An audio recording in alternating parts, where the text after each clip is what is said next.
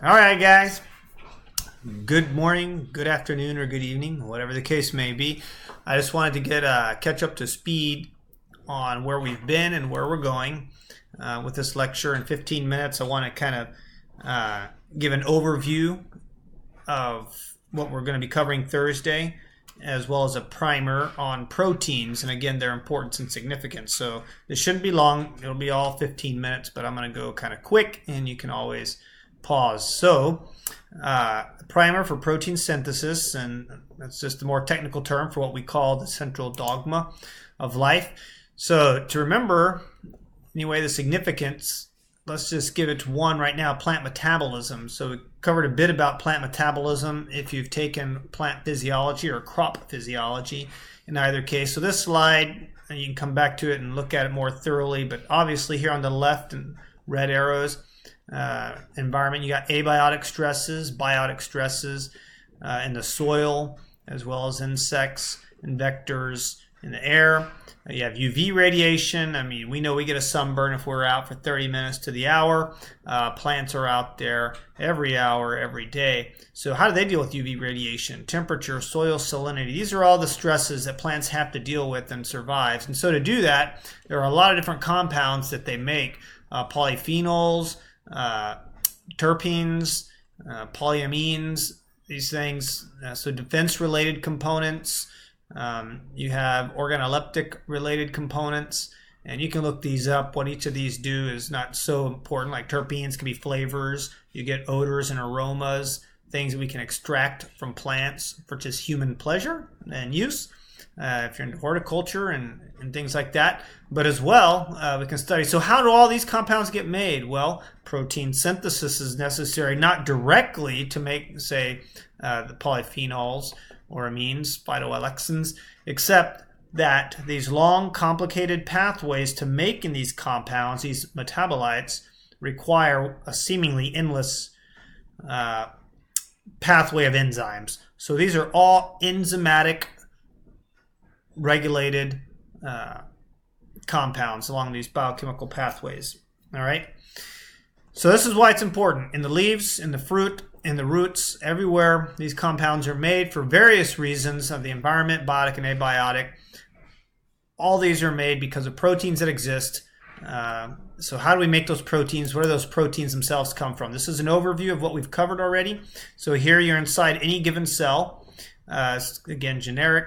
Here's the nucleus. Here's the cytoplasm. We've talked about transcription. We've talked about RNA polymerase coming in, unzipping, and adding new nucleotides to the template strand of DNA to make a primary RNA transcript, or pre-mRNA, in a 5' to 3' direction. And even that itself is not the transcript in its final form. We know it undergoes RNA processing. We talked about splicing the exons together and pulling out the introns. The introns will stay in the nucleus. The exons will become part of the final mature RNA transcript. It'll go through further processing where a poly A tail is added and a G cap. This is how it gets through the nuclear envelope. There are proteins here in the nuclear membrane that will recognize the poly A tail, give it a secret handshake, and allow the messenger RNA to come out into the cytoplasm. As I mentioned in class, there are ribosomes, free-floating ribosomes. So those free-floating ribosomes may be making proteins from the mRNA that will stay within the cell. If it's a ribosome attached to the ER, making it rough endoplasmic reticulum, it is likely going to be exported either to the membrane or outside of the cell, wherever these... and most, I would believe in this case, it'd be free-floating ribosomes that would make a lot of these components that we just talked about in the previous slide, because those biological pathways, biochemical pathways, are within the cytoplasm of that cell. Nonetheless, that doesn't matter right now. We're just interested in this process of translation. So this is what we'll be talking about Thursday, is translation. So this messenger RNA will dock to the small subunit. I'm down here in the ribosome, where it'll line up. And when you hit AUG, August, that's where all transcripts or coding genes begin, as we mentioned. You have 3 locations. the E, the P, and the A. You can't see the P right there. It's filled with this tRNA. But nonetheless, once that small subunit is in place with the messenger, then the larger subunit of the ribosome docks. So that's correct. Large and small subunits exist independently, and then they come together, and this would be called the initiation complex for translation. So each tRNA represented by this cylindrical, we talked about this at the end of last lecture, the shapes of tRNA that we represent. Here's one. And what you'll see at the tip of the tRNA are various shaped structures, square, diamond, circle, whatever, simply to represent the different kinds of amino acids. Of course, there's 20 different amino acids. There's only about 4 or 5 different shapes here, but you get the point. Hope I'm not going too fast. So we'll learn this process later, but bottom line is we're looking at how this protein structure comes together. And right here, we do not see a protein. We see a growing polypeptide, which is a sequence of protein or amino acids, 1, 2, 3, 4, 5, 6 amino acids here on this tRNA. But what you can predict is that as the ribosome moves down, this tRNA will move to the E site, like this one was, and is now leaving or exiting. You might think of E as exiting. You might think of A as arriving. So a new tRNA with its amino acid coded by that anticodon will dock with the corresponding codon on the messenger RNA, and this bond right here will transfer from a square to the hexagon. And it'll just continually go in that direction. All right? So that's a process we'll be reviewing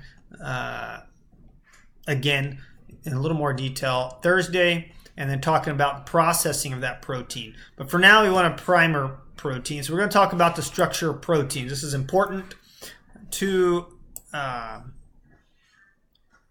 molecular biology in general. So they're usually polymers. And if you remember, that's many pieces of amino acids. There's 20 types of amino acids.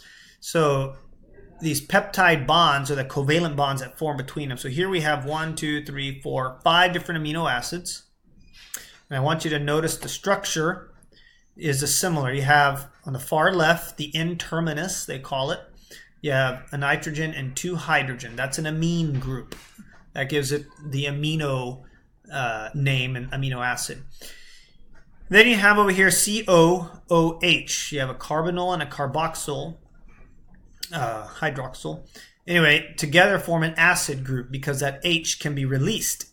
And if you remember, an acid is anything that donates a hydrogen to the environment, right?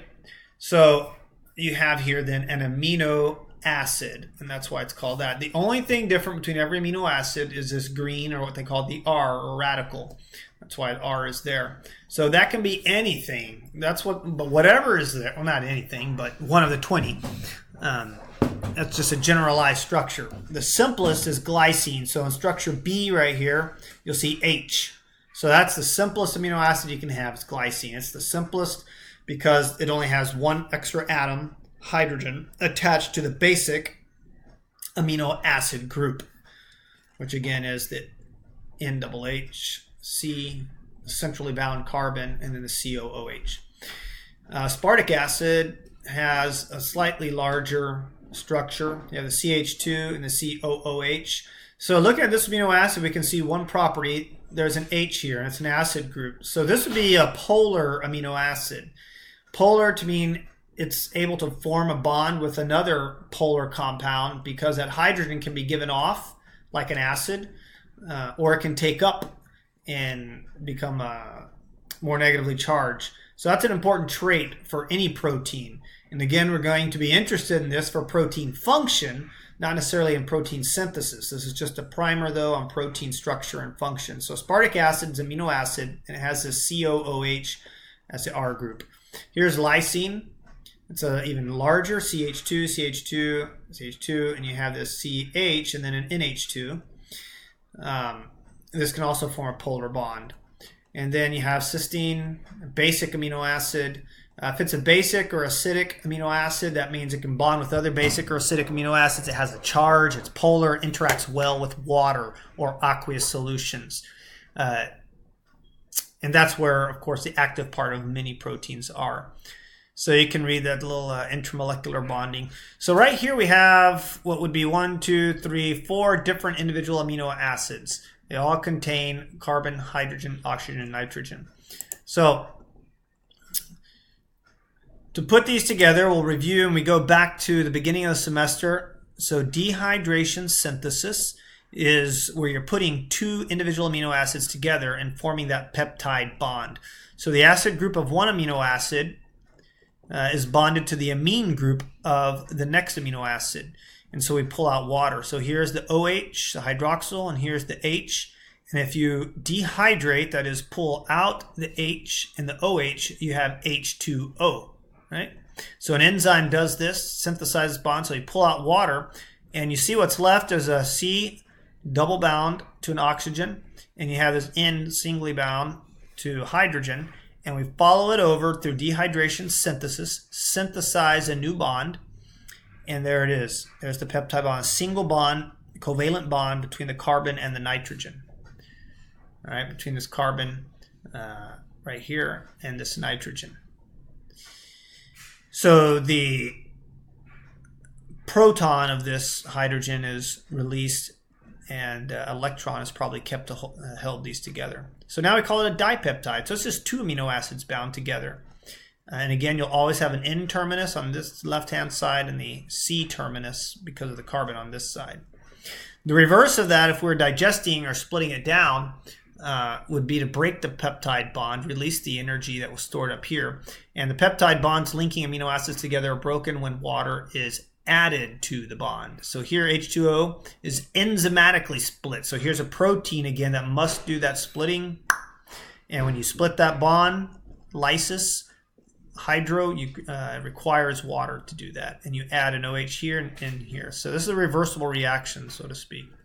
It's just a representation. So this is how proteins are made. This is what will be happening on the ribosome right here. So what you might want to be wondering is, where does the energy come from to synthesize this bond? Because it's storing up energy in the form of electrons here. That's a good question. We'll go back to that. So structural levels of proteins. The first level, and there will be 3 or 4 levels. So the first primary structure of a protein would be the sequence of amino acids. This is what forms the polypeptide chain. And these amino acids can form because of their basic structure in any order they want. And this is dictated, as you know, by the sequence of nucleotides. So every codon codes for a single amino acid, and depending on the order or sequence of those codons, you will get an order or sequence of amino acids. So this sequence of amino acids forms the polypeptide chain, but it's in a very raw, or what they would call a native format. And when I say format, I mean just structure, a native structure. It may not be in its final structure, even if it is the primary structure. So based on this sequence, you'll have various R groups on various sides. This particular one has an R group down here, then up, then down, then up, then down. So we get a secondary structure based on that sequence. So these dotted lines on the right-hand side, this is called a beta-pleated sheet, have dotted lines. These are hydrogen bonds holding it together. You can see hydrogen bonds between these. So these are probably basic or basic or acidic amino acids. And so because they can form polar bonds, or they have polarity, these hydrogen bonds are able to form between them. And it's really cool. If you haven't taken organic chemistry or learned, it's just, I mean, this structure is in a lot of proteins to various degrees. You can have a number of different alpha helices or beta-pleated sheets. But soon there's going to be so many atoms, we don't want to be drawing these atoms, so we just draw these ribbon sheets or forms.